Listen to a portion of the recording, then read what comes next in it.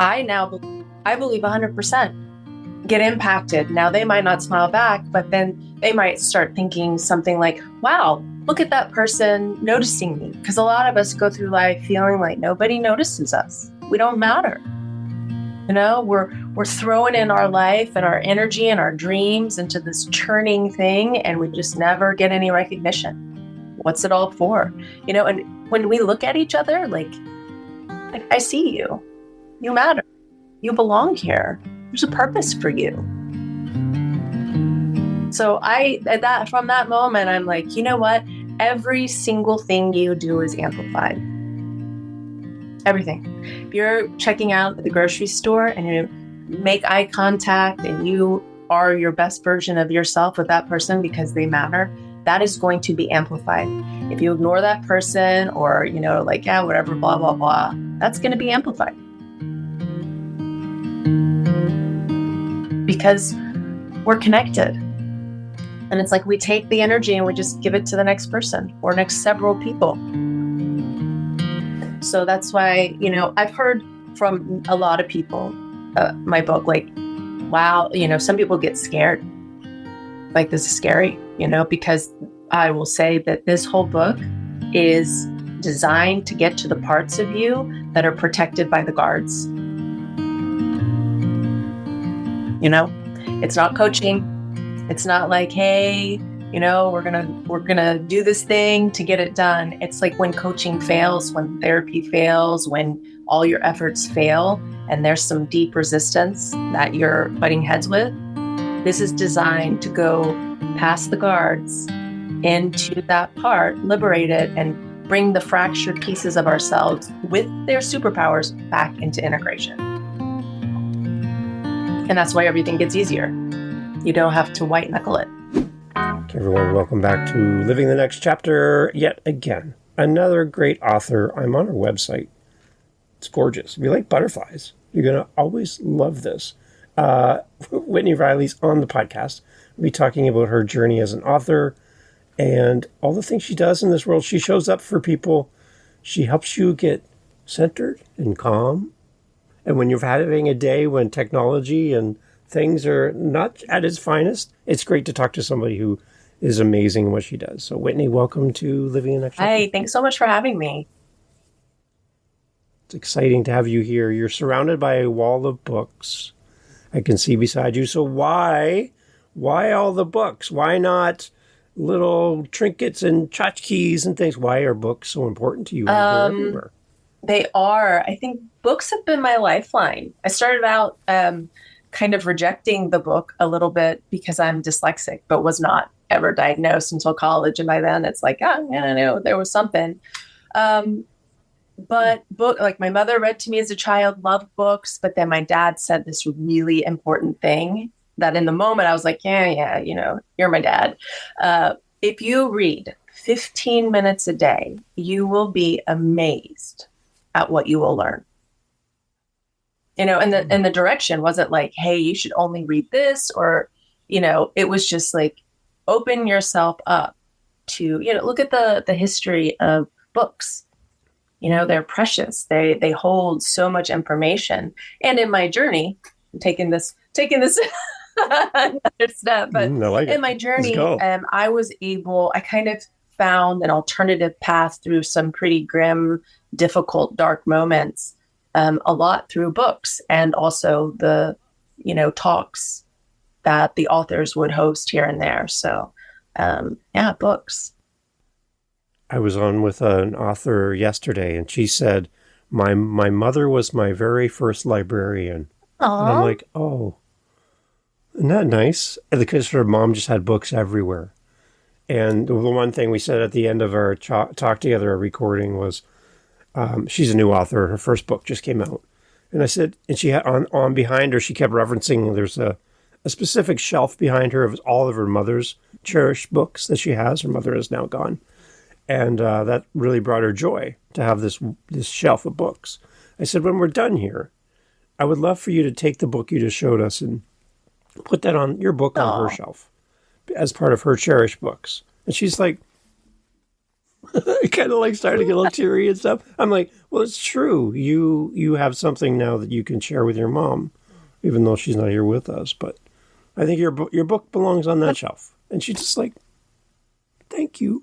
Like, thank you. Like, I didn't think about it, but yeah, I like that. So that's something that I think we need to remember, that our books are our legacy as well, right? It's our opportunity to share our voice, to get in front of an audience and help somebody. Most likely, many of our books, even if it's just going to make somebody laugh, our books are going to help somebody, right?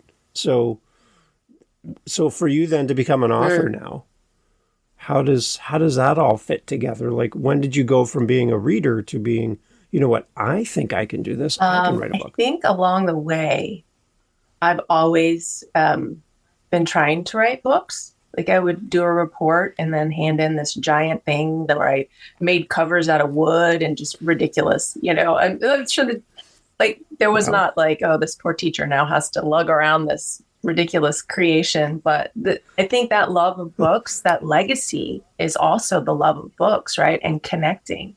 And what you gave that author, I think, is a cherished gift to then connect to her mother, even though she's gone, right?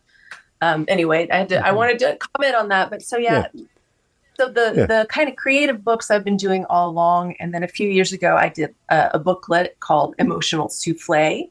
And it was just a little bit of the method, more focused around just one part, EFT. And then how do you make this tool, this very powerful tool that helps us survive or become better, accessible like aspirin, right?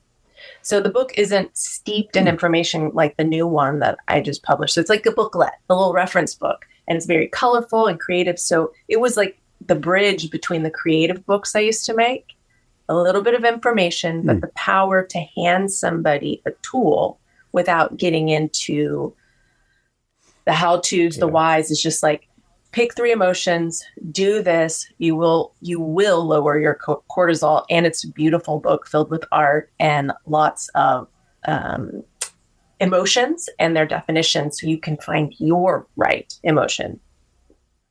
And now this one is the book. It is, I think, that little hamster spinning on a wheel going, one day I'm going to be an author, but I don't know how, or, where am I going to get there? Is it going to be fiction? Is it going to be this, blah, blah, blah, blah, blah. So it's kind of a big deal.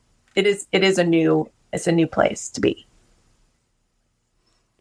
Who inspires you as an author? Is there somebody you look to and go, I love the elements of how they work, how they craft their words and how they write? Is there anybody on that wall of books beside you that you're like, there's somebody here that just I identify with as an author that kind of inspired you? That's a great question. I think there are little pieces in each one, but funny enough, the one that stands tall and that just came out isn't really self-help or maybe how I would ever model my writing after, but Tolstoy. Yeah. I read the tome Anna Karenina at some point, I think like in my 20s. And for anyone out there who's dyslexic, they totally get that. That's like, oh my gosh. But that's just what I did. I stopped watching TV at some point. I realized that just was some time I could spend doing other things. And at night I would just read it. And that experience was so remarkable for me and profound, to use fiction, fact-based fiction to transform some ideas I had about the world. And fiction does that, in all different kinds of ways, but and then I kind of researched him, and he's got some kind of cool political stuff, and he seemed like kind of this rebel, this vegan, this sort of, I don't know, maybe not a vegan, but a vegetarian for sure. So I was like, Tolstoy is just awesome, So he definitely created the power of word on a page for me in a way like I'm not sure any other author has. That's interesting because, like, from my perspective, I'm a musician, and when I look over my music, I can see elements of different artists. Like, I love the style that they do this, and I love the drummer. I like how he plays, and there's little bits of how he approaches music that I like, and the keyboard and piano player, they're really good at this. And all these elements are like these 7 herbs and spices type thing. They're all part of the recipe that makes my music, right? Little elements of all these different pieces. And if I put them all together, that's me. That's kind of how I spin it and how I collect it. So I think authors have a little bit of that, little of this, a little of that. And then it just sort of shows up naturally because they influence you. There's something about what they do that just naturally, through osmosis, just kind of happens, right? Because it's all part of who you are. So, yeah, I think that's kind of nice to unpack who inspires you. That's kind of interesting. Yeah, but I think also, so, you're unique, right? No one will ever be created like you, ever, in any direction in the history of time. Like, you are you. And this is your one moment to be in this DNA package of you. And I think those bits and pieces come, right? And then we filter them through all of that to become what we are, right? So it isn't just like it's the alchemical thing, right? All those spices, like you said, a little bit of drum, a little bit of this. Yeah. You put them in the stew, and then it magically turns into this, Dave thing or Whitney thing right? Yeah. And I think that is one of the coolest parts of becoming yourself, right? Going from, like Picasso, no, not Picasso, Pollock, Jackson Pollock. He used to do rolling landscapes like his mentor. And it took him 7 years after he was introduced to this automatic painting to then break the mold and become this, person that most people know if they know art, So he found his magic recipe, right? But it takes time. It takes time. So a young author, a new author that's listening, Whitney, and they're like, well, who's ever going to read my book? Like, who would ever be interested in what I have to say? And they're wrestling with that. They really have a passion to write, but there's this big obstacle in front of them that they just don't feel they can climb over, that nobody really cares what I have to say. Using that uniqueness you talk about, that we're all so unique, can you talk to that author and encourage them that this is a path that might be really rewarding for them to start writing, like really pursue it? And so many little images pop up. I think I would say you need you first. So not to go on this long tangent, but you are on your journey. And at the end of it, do you want to know you wrote the thing that wants to be written? So number one, you need you. Don't not do something because you need somebody else, right? Because in art and creation, we do 50%, right? It's only 50% done in music and crafting, right?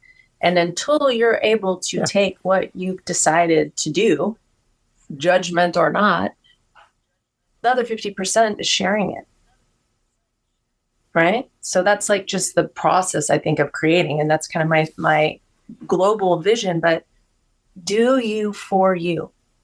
And, that can include how you want to impact the world, what you want to give to the world, how you want to interact, but you will never have control over that other part, right? So, if we do it for an outside source, sometimes that changes our voice and our message, right?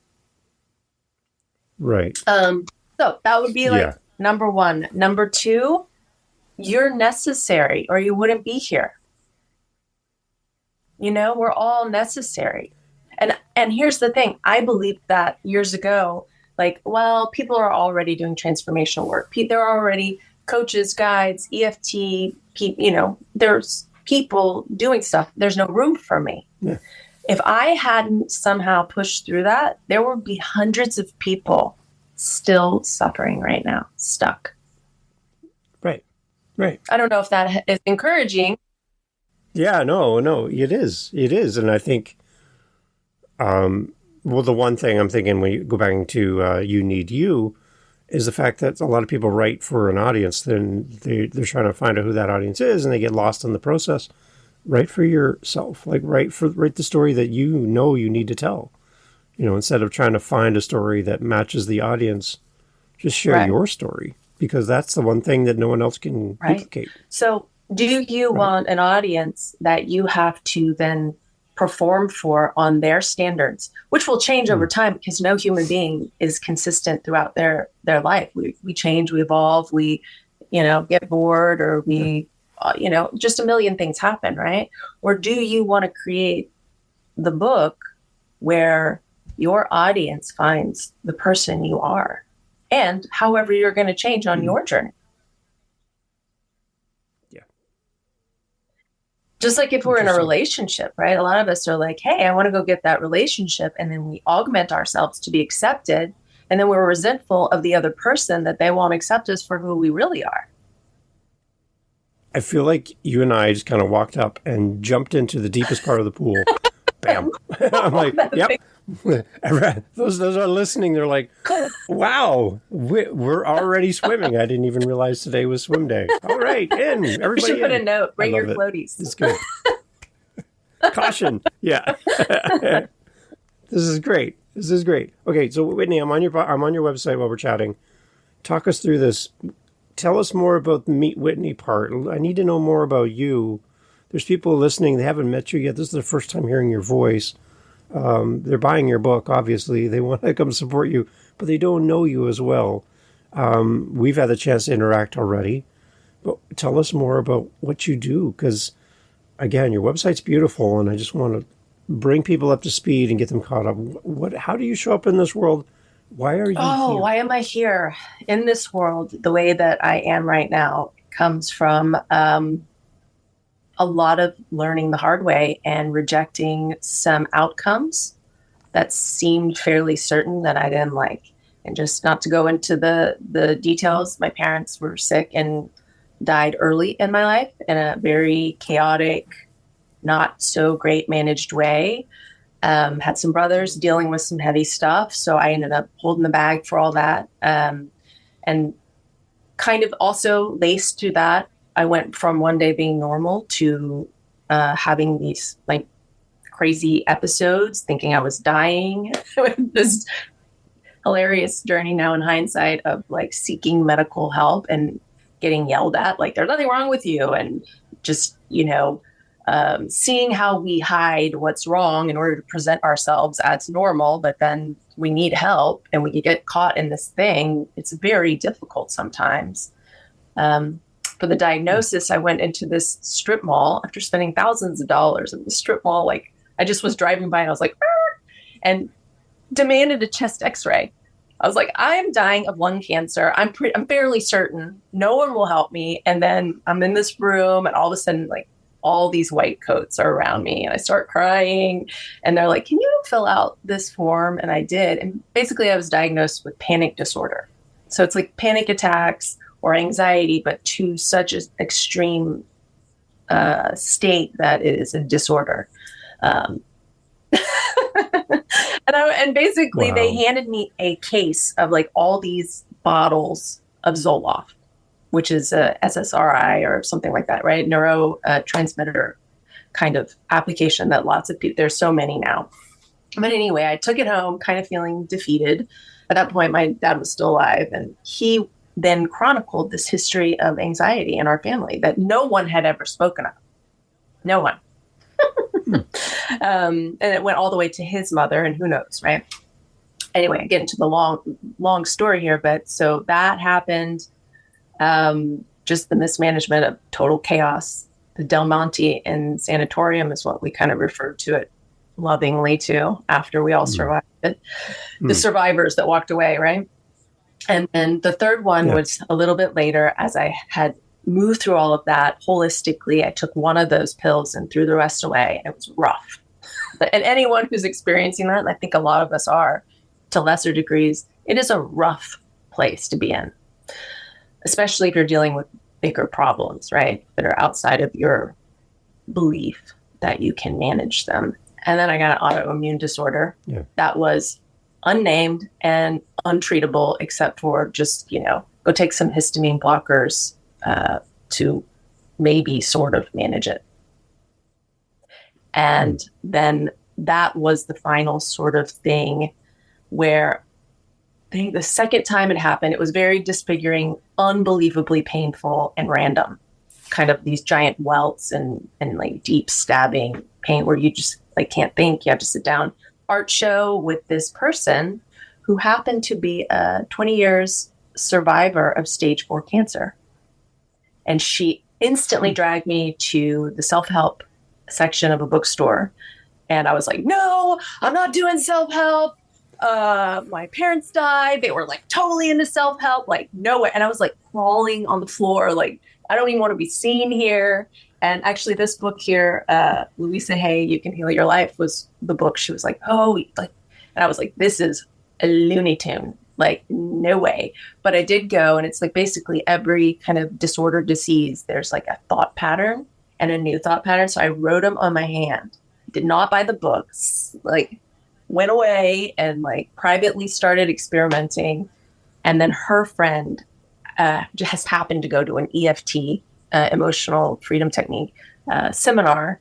And the third time it happened, she came and did that with me. And I had taken those new things into this meditation that I had already had kind of designed for myself. And it went away. So, and there's so many little stories I could tell about the power of, I don't know, turning into finding yourself in some of the darkest moments. And that's why I'm here, really, is because we do not have to suffer. We do not have to feel spun out of control by the events that happen outside of us or inside of us, the way I think historically has been presented to us, just grind through, accept it, deal with it, bring yourself down a level, Yeah. Right. Yeah. The one thing I love while you're talking, that book is like, it's so close to where you are. Like, it's like you're right beside you. Your shoulder's almost touching it. It's like, and this is the book here, right here, that helped. And I'm like, 2 copies, yep. But I have bought so many copies of that book and given them to people, or people loan them out, and then they're like, yeah, I'm not giving it back. So I just keep buying them, and yeah. How does it feel to possibly someday soon hear somebody say that of your book, that your book was the one that they wrote on their hand and didn't buy, and then came back now and gives it out to people, and there was something about your book that helped them? What would that mean to you as an author to have that exact same experience, but you be on the receiving end of that? So we talked a little bit before we jumped on about something you said to an author that made her teary-eyed. You're 2 for 2 today.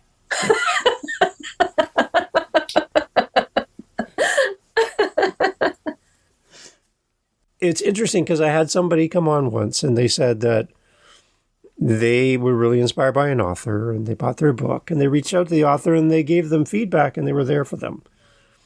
And then later in the conversation, they basically told me the exact same thing happened to them, but they didn't put the 2 and 2 together. I'm like, okay, wait, remember that one author that inspired you when you were young? You just told me the same story that you as the author had the chance to do the same thing. Did you realize it's come full circle for you? And it was just like this moment of, no, I didn't put those together.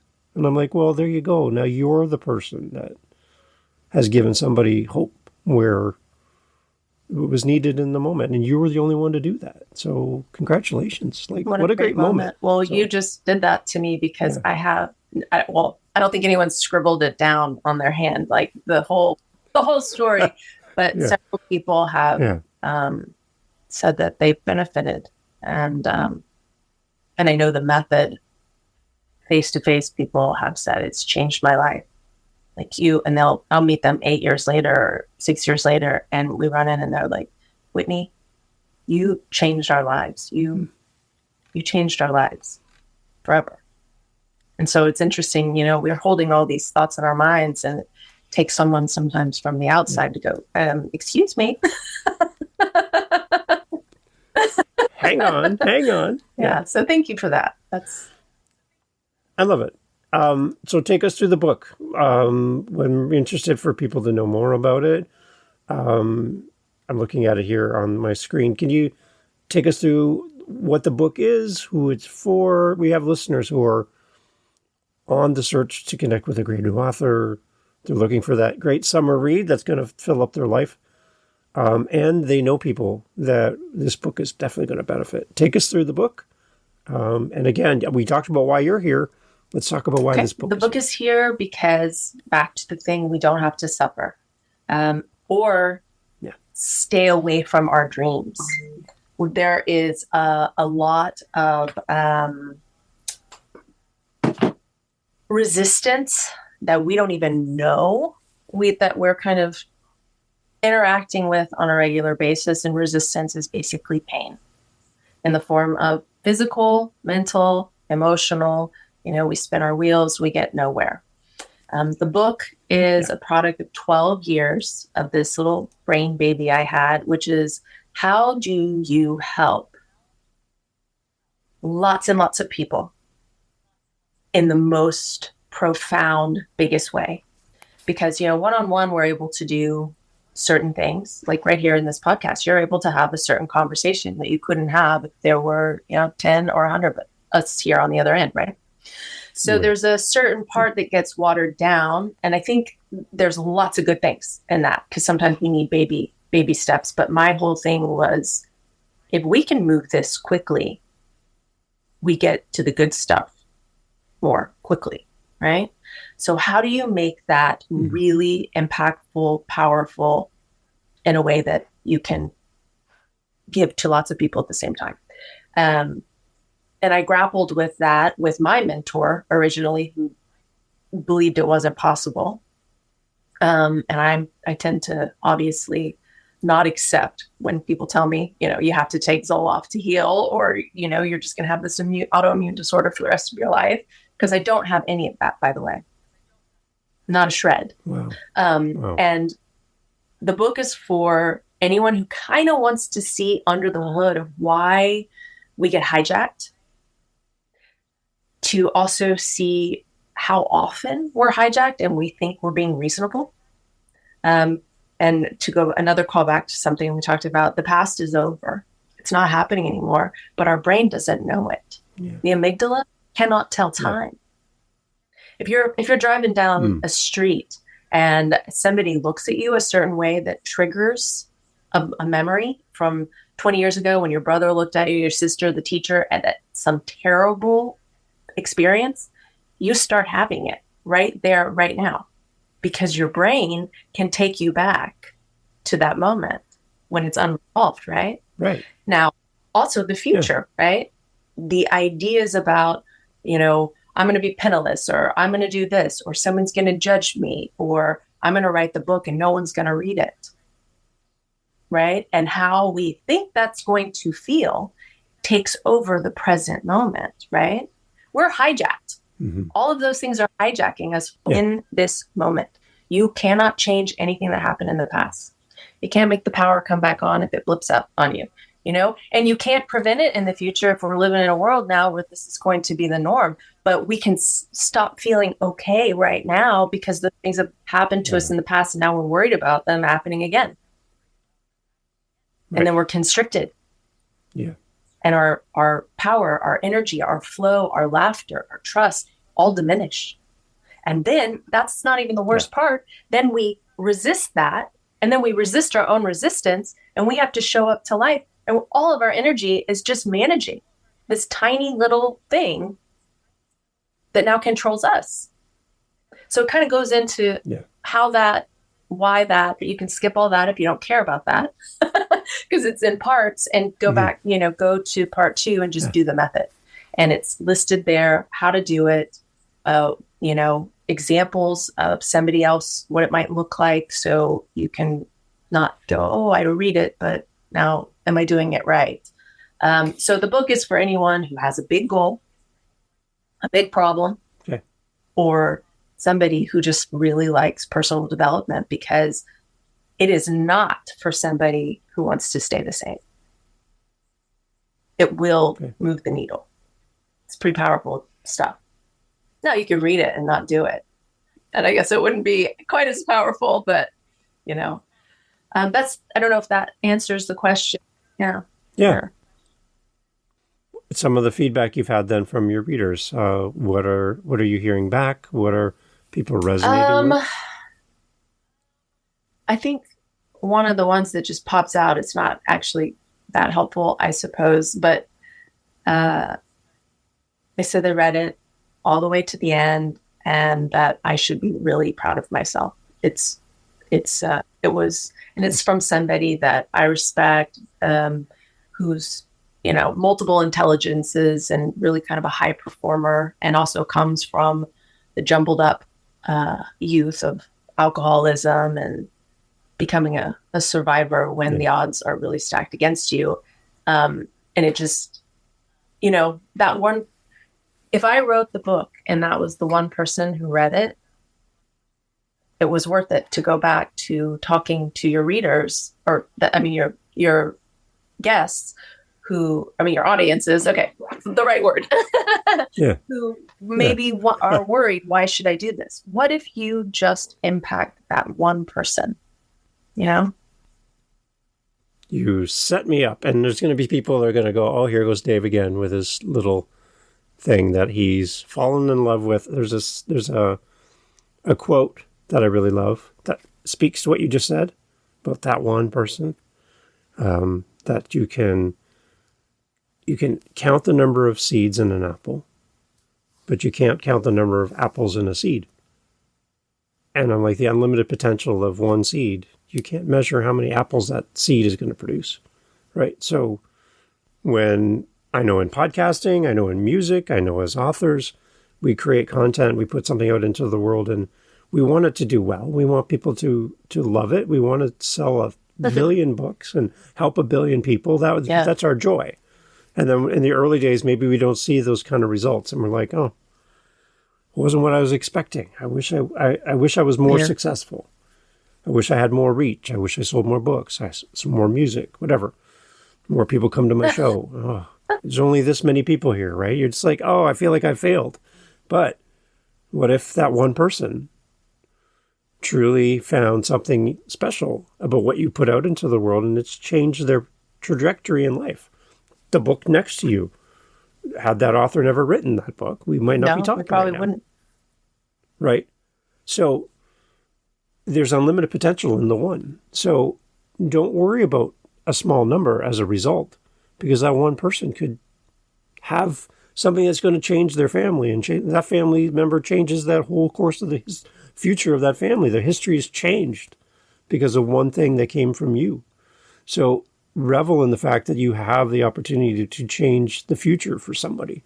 And that's got to mean more to you than a million books. Again, we would love to have a million books sold. Well, but, a million books right, amplify that impact of that one person, right? Because we're all connected.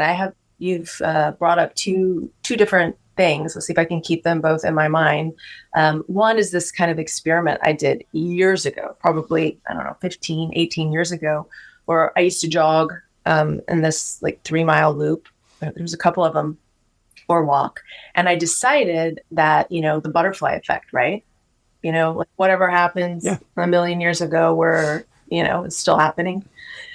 And I was like, if I can spread joy, I'm just going to smile at every single person that is coming in opposite.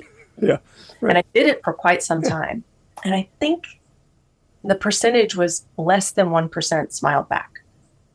And I was so irritated because I was like, in that space where one person, which leads me to the second point, one person can amplify their change and it changes the whole world.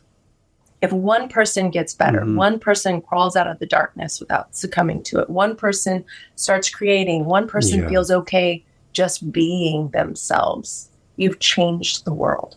The world is better. It is quantifiably better. And then that person is going to butterfly effect their betterment, right?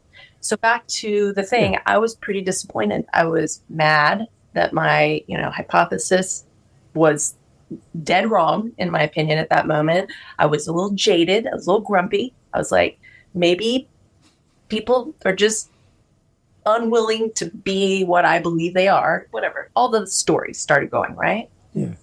Yeah. And then one day I'm walking around or something and I'm thinking and I'm doing the thing that we do when we walk or run, right?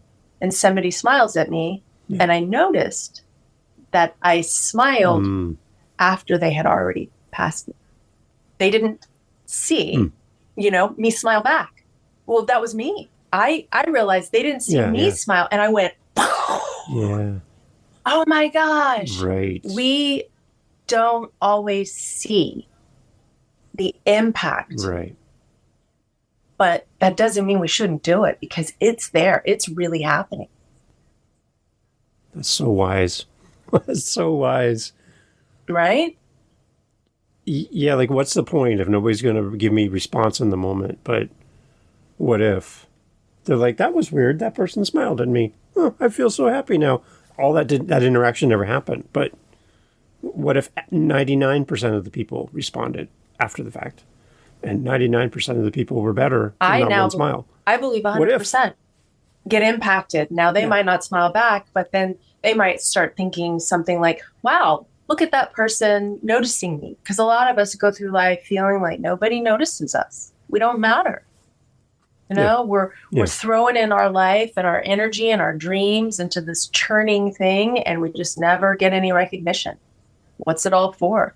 You know, and when we look at each other, like I see you. You matter. You belong here. There's a purpose for you. So from that moment, I'm like, you know what? Every single thing you do is amplified. Everything. If you're checking out at the grocery store and you make eye contact and you are your best version of yourself with that person because they matter, that is going to be amplified. If you ignore that person or, whatever, blah, blah, blah, that's going to be amplified because we're connected. Yeah. And it's like we take the energy and we just give it to the next person or next several people. Yeah. So that's why, I've heard from a lot of people, my book, like, wow, some people get scared. Like, this is scary, because I will say that this whole book is designed to get to the parts of you that are protected by the guards. It's not coaching. It's not like, hey, we're gonna do this thing to get it done. It's like when coaching fails, when therapy fails, when all your efforts fail, and there's some deep resistance that you're butting heads with. This is designed to go past the guards into that part, liberate it, and bring the fractured pieces of ourselves with their superpowers back into integration. And that's why everything gets easier. You don't have to white knuckle it. Is there a purpose for the butterflies on your website and on the book? Because I think you've kind of explained it. If that's the connection as we talk through this, is that why they're on the cover? Absolutely, butterfly effect, but also years ago, kind of when I started and I was meditating on what is my tagline, right? Just super unconventionally, I think all across the board. And it came up that the caterpillar was always the butterfly. Like we already have what we need to be where we want to be, right? The potential of the butterfly is born in the caterpillar. But the caterpillar is believing the story, or actually caterpillars probably don't because they just evolve, right? They accept and then they break out of the chrysalis and become the butterfly, right? Yeah. But that metamorphosis, that change is in us. And gestation is part of the process, right? And I think in some transformational worlds, you talk about like while the little caterpillar is in that cocoon chrysalis, they like liquefy, like they completely transform the picture. And, now we're kind of steering a little bit into the woo-woo, like manifestation, things like that, but it is not woo-woo. Concrete science of it is like, if we tell the story from what we can see, right? I'm the Yeah. caterpillar. So therefore, being the butterfly is outside of my reality, right? I have to do something, be Right. something, or be accepted in some way before I can be the caterpillar, right? And if we keep telling that Yeah. story, we prolong the caterpillar, right? Because we believe in the evidence of it, right? But in the creation of all things, nothing was ever created, ever. Not one thing without the idea of something new first. And then believing in the picture that isn't here yet and creating it, Mm-hmm. right? Right. Like we used to Yeah. sit on rocks, and then one day somebody was like, hey, I wonder if we can create something we can sit on that maybe it's a little easier to move around, right? I wonder what that would look like. It Right. had to be a picture, right? Yes. But then it happens. And so when we believe in the butterfly version of ourselves, whether it be the author, we finally, cross that bridge. And here's the deal, you're going to write the book, Mm-hmm. and it's going to be the book you write. It might not be the best book you ever write. Maybe it is the best book you've ever write, but you're never going to write the next book or the next version of that book until you write the book now. The first line of my book is like, read along and let me show you how you're already perfect. And yeah, we all scoff at that, right?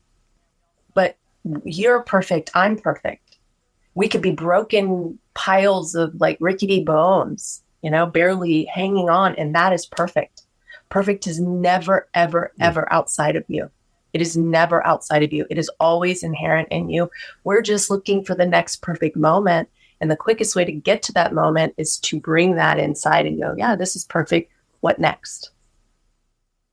And that is how the butterfly, transforms over and over and over again in our lives. Yeah. This is great. Whitney, I love having you on the podcast. Take us to the website. Take us to where we can get our own copy of your book. I think this is something that we all need to have on our shelf within like inches of our shoulder, as you mentioned, so that it's right there at hand as soon as someone asks, oh, Whitney's book right here. There you go. So how do we do all this? How do we get our own copy, and how do we connect with you as well? Startyyourbetterlife.com is the website. It's got all the clicks that you can join my little tribe. I'm not great about sending out newsletters. I know that's a lot of people crave that. I'm, working on how to do that without bugging people. Like I want it to be something positive, right? Instead of about me. And so that's all kind of in the works, but you could always send me a message through there. And, I get back and schedule a call, and I do complimentary calls with everybody to help them get through. If they have questions with the book or just where they are in their life, love to support people. I definitely believe in, not having to commit your soul to somebody in order to get a little piece of information. You know what I mean? We're all in this together. And then you can buy the book there, or you can just go to Amazon and put in Make Everything Easier by Whitney, and it'll pop up pretty easily. One thing you've demonstrated in our chat today, Whitney, is how you are living your next chapter, which is a shameless plug for my podcast name. I get to say that out loud, which makes me happy. Say it again. Everyone is living the next chapter. So how are you living your next chapter? The book is done. It's in the world. People are loving it. What's your next chapter? How are you living? The next chapter, the whole idea of the book was then to create these groups to invite people to, which I've done in the past, and they've been very successful. And it's funny that I haven't really leaned into that. So the next chapter is figuring out how to serve people that are interested in ways that are really accessible. To sign up for the whole shebang, the 12-week class, although it's 36 hours of your life and you will never be the same again. It's like blowing out all the cobwebs, right? Emotional detox. But that's a big commitment, right? So the next chapter is like, I wonder what this, and who knows, maybe some of your listeners who read the book, or I would love to partner and know how to help people in a way that's accessible. The book is the first step, right? It's pretty easy to get a book and consume it. And then, the big group is kind of a bigger commitment. One-on-one is a little bit more than that. in terms of intensity, right? Like you're one-on-one, right? You're in the Yeah. spotlight the whole time. Right. So something in the middle. And that's kind of what I've been working on. Like, what's in the middle? That I can offer people that, earlier in the podcast, you're like, hey, we're in the deep end. We're swimming. We're the floaties. What's a non-floaty? And clearly you can see I'm a deep end of the pool person, right? Yeah. I saw my own mortality and I kind of lived from that place. I know I'm going to die. So tiptoeing into the water isn't my strong suit. But a lot of people need something in the middle. Yeah. Yeah. So I'm glad you recognize that. That's good. So that's my next chapter. I love it. Okay, that's good, Whitney. This is great. Yeah, I would love for everyone to go grab the book. Again, you know someone in your life that this would definitely be a resource. That the book on the shelf that's like within arm's reach that can help you on your journey. And Whitney's here, and I love the fact that you're willing to talk to your readers and be there with them and walk with them as well. That's a nice thing to know, that an author is that willing to spend time with us as readers. So thank you for offering yourself up to do that. I love it. I love it so much. I love it. It's great. Everyone, all the information for Whitney's in the show notes as always. And Whitney and I have powered through this podcast through all kinds of interesting things happening. And we are going to make this work. Gosh dang it. We're going to make this happen because we want people to know more about Whitney and her great journey. And I'm so grateful for you, Whitney, your patience to do all this and to make this happen and our conversation happen. I love talking to you and feel very inspired by your book and by you and your story. So thank you so much for doing this. Thank you for hosting this whole platform. You're wonderful and such a lovely host. I really appreciate. Yeah. Thank you. It's been great. Sure. Excellent. All right, everybody. All information is always in the show notes. Please go over and support a great author when you buy the book, because you will, and you're buying multiple copies. Please leave a great review as well so others can see why this book means something so special to you. It'll help them to decide that, yep, I need to unfurl my inner butterfly. And Whitney's here to help you with that. Thank you, Whitney. Thank you so much. Hey, thanks for being here for the Living the Next Chapter podcast. So glad to have you as part of our family of listeners. There's a seat for you just here on Living the Next Chapter, and I'm so happy that you have listened to all the way to the end. Wow, you are now my new bestie. I want to let you know that I host 7 other podcasts on top of Living the Next Chapter. Yep, 8 total. One of them is called the How To Podcast series. If you are thinking, you know what, Dave, this podcast thing seems like a lot of fun. Well, I'll give you a secret. It is. It's a great, amazing, fun time where you can get to meet great people, get your word out there, promote your book, promote what your coaching program, whatever you're doing. Podcasting is great. And if you want to learn how to do this, what you're hearing right now, head over to howtopodcast.ca and look up the How to Podcast series on YouTube, whatever app you're listening on. You'll find me there. And I'd love for you to come listen to how to do this. And if you're interested and have questions on how to podcast, reach out to me at howtopodcast.ca. Thank you for listening. Talk soon.